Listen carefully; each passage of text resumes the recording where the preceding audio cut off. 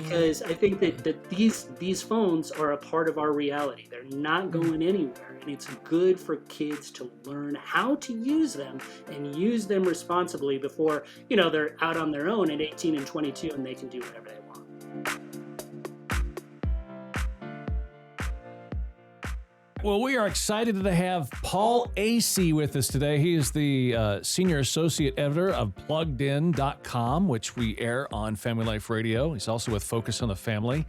And what we're talking about today is dealing with that selfie culture. It is bad. I mean, it's hardcore, combating the selfie culture and how to stay healthy on social media. And Paul, I'm just going to be real with you. I have a hard time with social media. I used to be all over it. And for me personally, now I have a fear of it. And here's where I'm getting from. This is where I have a hard time posting things because I have a fear that everything I do is going to be super analyzed. And so because everything is argued about, everything is, there's like, all these fingers being pointed at you about what you said and this and that. So now I'm at the point where I can't even put anything out there. Because now Cankle Fritz, look what he said. What a goober deluxe, But what is funny about that, we were talking about this the other day, is that we're on live radio every single morning. Yeah. So, where's this dichotomy? There's something that just doesn't add up. But I concur with Cankle Fritz. You wouldn't even know I exist on social media.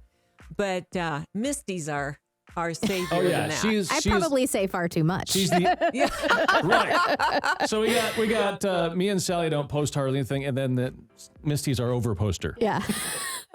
Our over poster. Yeah. She's our balance. Yep. I do think, though, that there's a little bit more forgiveness when it comes to live radio, right? I mean, it's there, it's gone. People forgive you like they do in conversations. If you say something wrong, it's fine, it's good. But when it's on social media, it's there and it lasts a lifetime. I'm kind of like you guys. I get a little bit freaked out. I really think about what I'm going to say on social media because you never know how it's going to be received. And honestly, people are very, very sensitive on social media. So you just never know. You're right. Well, as you're talking, I'm thinking you're right.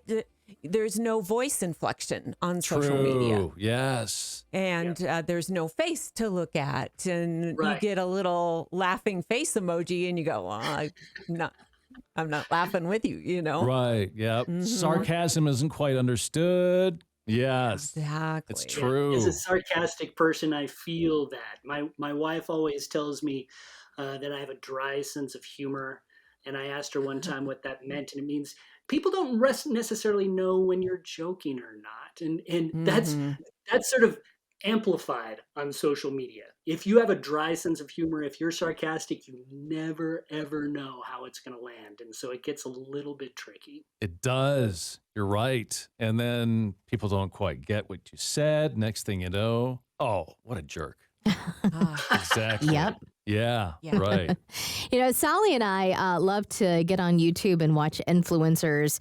And there has been an increase in demand for plastic surgery in the last couple of years because of social media. And we've watched it, like you might be watching somebody 1 month and the next month they look drastically different. They've gotten all these fillers, Botox, nose job, whatever. So how can overexposure to social media be dangerous? Not just for kids, I mean, really adults too, mental health, self-image, confidence, all of that. It's a huge deal. It's a huge deal. And I think that, when we're talking about selfie culture, that's one of the big dangers of it. Apparently, the average person takes 450 selfies a year, which is a lot of selfies. It's a lot. And there's nothing wrong with that. Right? I take selfies when I'm on vacation. You want to share things with people, all that kind of stuff. But I do think that when you're talking about the selfie connection with social media, where you're trying to post the perfect picture of yourself on Instagram or Facebook or wherever you want to post it, you become very, very critical of yourself. Like Honestly, I'm even doing that in my interview right now. I think, oh man, I need better lighting over there so I don't look like I'm like all sunburned and stuff. You start to really analyze kind of how you look to the rest of the world, and a lot of the selfies that people take, those 450 selfies a year, a lot of them people are taking them 20, 30 times a day in Mm. order to get the very Mm. perfect shot because you want to show your best self. You find not only do you augment what you look like physically with the plastic surgery that you were just mentioning, but the filters gives you a chance to augment you digitally. And oftentimes, I think that even though social media was sort of designed that we could all connect with each other, to be more real, to be more personal, to connect with people that we otherwise might not connect with, it becomes sort of this weird um, echo chamber where a bunch of fake people are talking with a bunch of fake people because everybody's Ooh, trying to present themselves Wow. in a certain way, and everybody's a little bit afraid of showing their real selves. that is a Yeah. sobering Mm, statement. It's a bunch of fake people talking to a bunch of fake people. yeah. And Wow. and Wow. how does that feel really when you drill down? Do we realize what we're doing? I don't know. Yeah. That's And not there's good. one thing about us realizing what we're doing, right? But let's focus on the kids for a minute. I mean, Yeah. Mhm. how do we prepare our kids for this selfie world and the comparison trap? I mean, none of us have walked this way before, right? Mm. It's brand new to all of us as parents, as grandparents, and watching our kids be affected by this. I don't think it works to just say, well, honey, let's not get in the comparison trap. Mm-hmm. There's got to be Right. something more. How do we do it? How do we face it? How do we just not hide our heads in the sand, in other words? It's really tricky. I think that Mm, that when you look at social media, obviously it's very popular. The younger you are, the more in tune you will be to with social media, right? But it's also when you're talking about teens, it is a time of life where you're very, very concerned with how yeah. you look to others. It becomes so critical how you look to others. And so it's sort of Hmm. like this perfect storm when you're talking about social media, when you're talking about adolescence and you're trying to figure out who you are, doing it post by post. I mean, a lot of these kids are figuring out who they are post by post. Um, and you're right, it's a really tricky thing, I think, for parents to sort of help their kids walk through. Hmm. And I do think that one of the things that you do have to really do is sort of ground them into just the idea that what they look like, who they present themselves to be, that is not where their value lays. It is not where uh, where they truly shine. Um, that can be a really difficult lesson to get across to young people. It can be really difficult to encourage them to remind them that true beauty is found on the inside because that's not what Mm. their friends are saying. But Mm. I think to continually remind them of that, I think is really important. Um, I do think that some common sense limiting of their connection with social media can also help. Uh, Studies show that kids are pretty much tethered to their phones, right? It's the very first thing they look at in the morning, it's the last thing they look at night. Oftentimes, if it's in their rooms, they're checking at it throughout the evening, Mm. even into the early morning hours. So Right. they're literally losing sleep over social Mm. media. um, it's great to put some common sense limits on that. Yeah. We've always had a rule at our house: no phones at the dinner table. Mm. Some people take away phones, say they have areas in their house where they restrict phone usage completely, like the kitchen, where so many organic conversations take place, where you can really share how your day was, what you dealt with during the day. No phones in the kitchen. And if possible, I know this is going to be really hard for a lot of parents, but if possible, if you can take those phones out of your kid's bedroom at night, it can really lead to some better sleep patterns. It could encourage them to for it not to be the very first thing they look at, the very first connection they have with the outside world. Because it's really nice when the first person who you talk with is a living, breathing person right next to you, as opposed to someone who's on a screen. Yeah. That's good. That's really Yeah, I love good. it. I'm just thinking back in my day, sound old enough. It was a flashlight and Nancy Drew, and who knew the better? So, there are those trends that have continued, but somehow this whole digital world seems very different than the flashlight and Nancy Drew. Just a little It bit. really is. It Yeah. really is. It's just it is one of those things. And as you mentioned, this is something we're all sort of learning as time goes on. We're Hmm. all sort of thrown into this world, and we have to play catch up. Uh, there haven't really been any rules, formalized rules. I think, Right. back in our day, we were taught certain tricks of social etiquette. This is what you do to get along in society. I Hmm. don't think there really is something like that right now within the social media world, and so that makes it That's even interesting. more difficult to connect with people, to truly bond with people over social media, because there's just no rules that we can follow right now. That's true. It's we're in no man's land a little bit.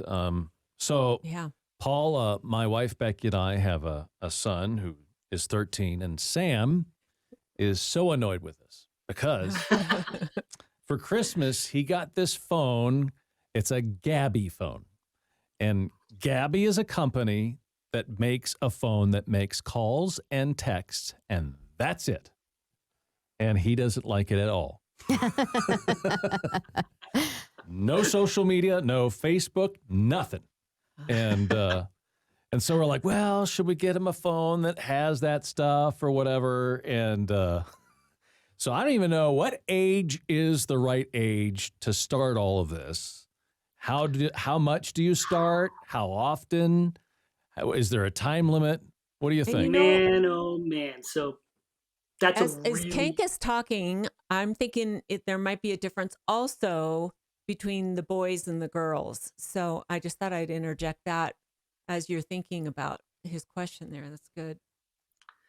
it's a fascinating question, and it's $1 million question, right? I Yeah. think that a lot of parents are saying, okay, so when do we go about this process? Mm. Especially and I'm sure that this is part of where your son is coming from. I'm sure all of his friends have phones, or at Yep. least they're telling you Yeah. that they all have phones. Um, the experts would say, I think the later the better. Yep. A lot of tech experts, actually, a lot of tech gurus who have actually done a lot of these social media things, they actually restrict their kids from using phones until they're even 16. Wow. Well, that says So something. it really does say Yeah. something, but we also do have to understand the realities of the lives these kids are leading. A lot of the connection that they have with their friends is through the phones now. And I think that you're right. I think that there can be a difference between girls and boys. Mm. uh, Girls definitely tend to be more social. That's really true on social media within these realms. Boys are not necessarily as connected with social media, but they still use it a lot.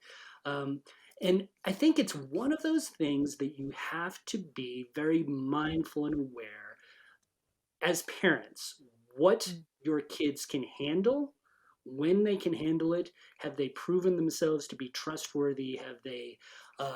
How mature can they be? And then just slowly edge into this. I'm sort of evading the question, really, because it so depends on the kids. It so depends on the parents. Yeah. There's not one hard and fast age that it's really advisable. If I was going to pull an age out of the air, I do think that the 12, 13, that is sort of an age where you start to introduce these things, but you slowly introduce it. Yeah. You put some pretty hard restrictions on how much they can use the phone during the day.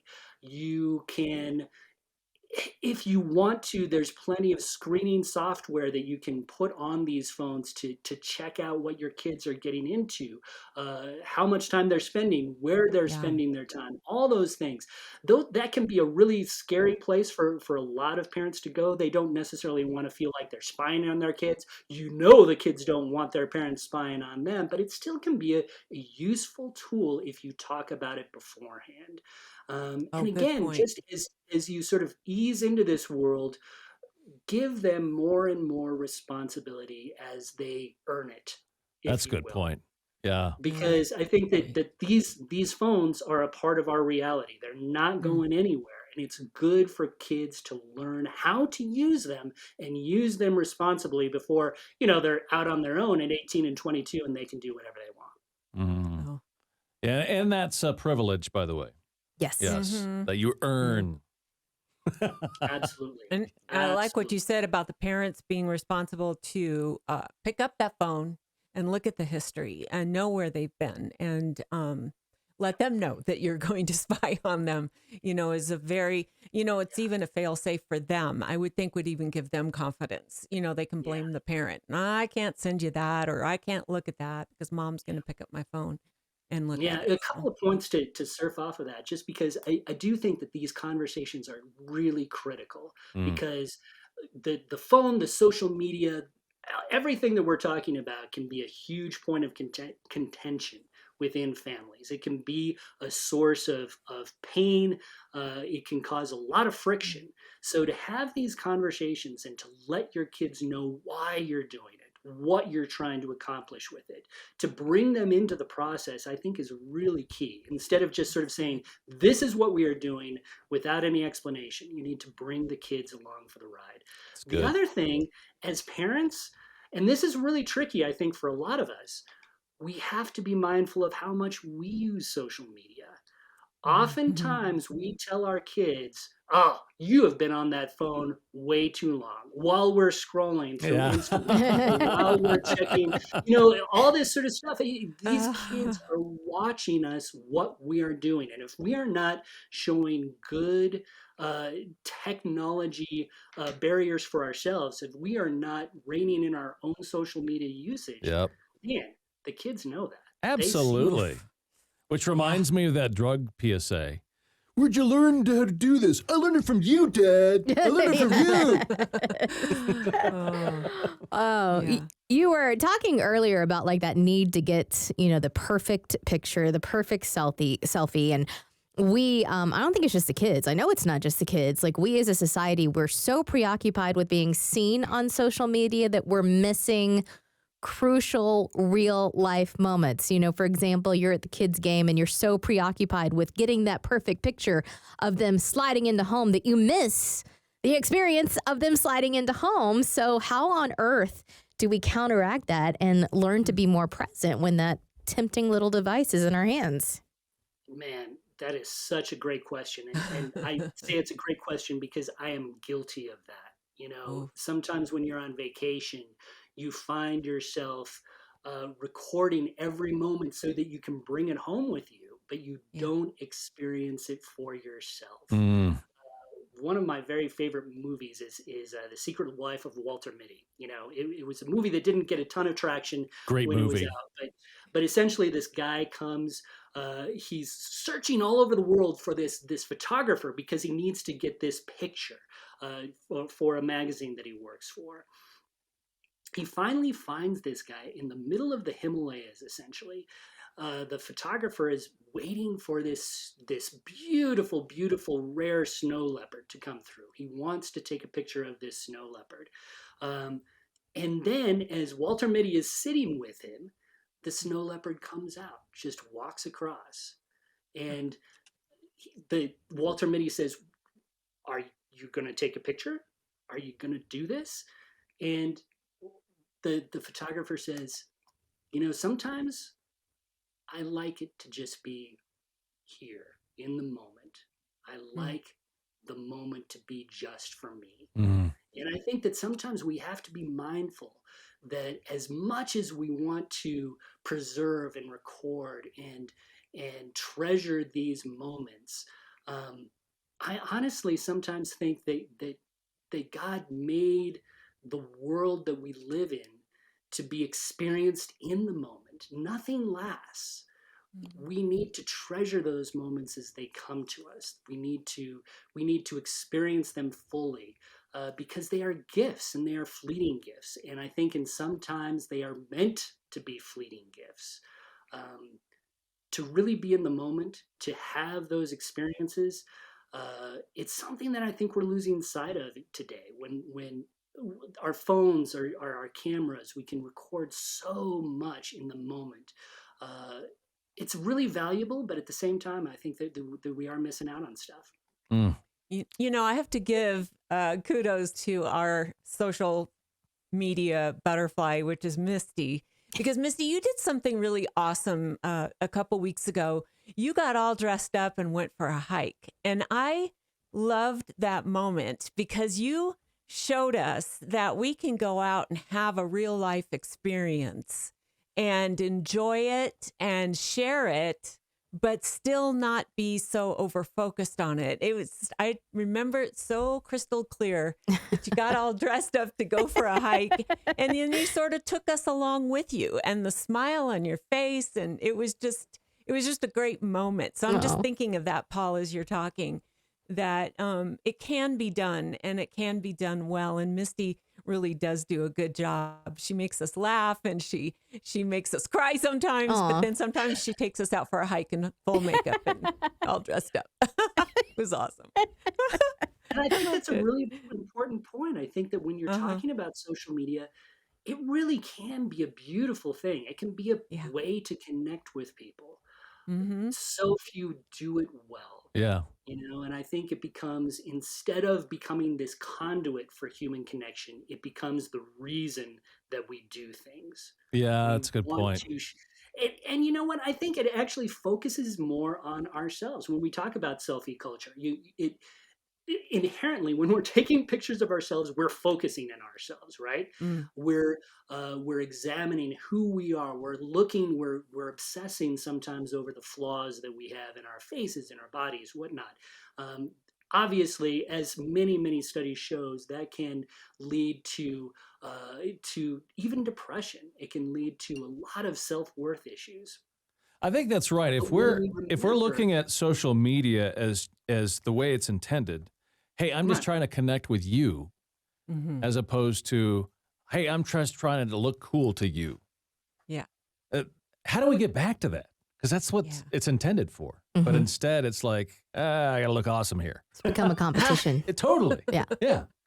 But yeah, it sounds like Misty may have a good clue for how to do that, and I yeah. Well, think that. she does. Well, what you didn't see is the 10 times I made my husband take that photo before I was comfortable enough to post it.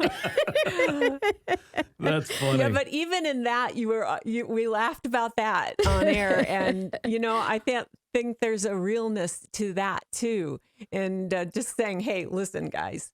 But I love what you just said, Paul, because it reminds me of just how we enter life. I always pick up on this idea of when I walk into a room, am I walking in going, I'm here, like social media does so much, or am I walking into a room going, there you are? I want to share something to uplift you. And I think that's what Misty does. When I look at what she posts, I find myself laughing. I'm like, oh my gosh, that's hysterical.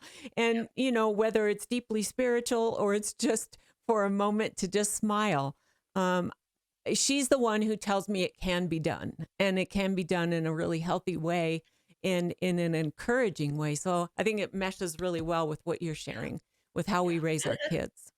And I do think that in some ways, sharing on social media well is kind of an art. I think we all sort of learn as we go.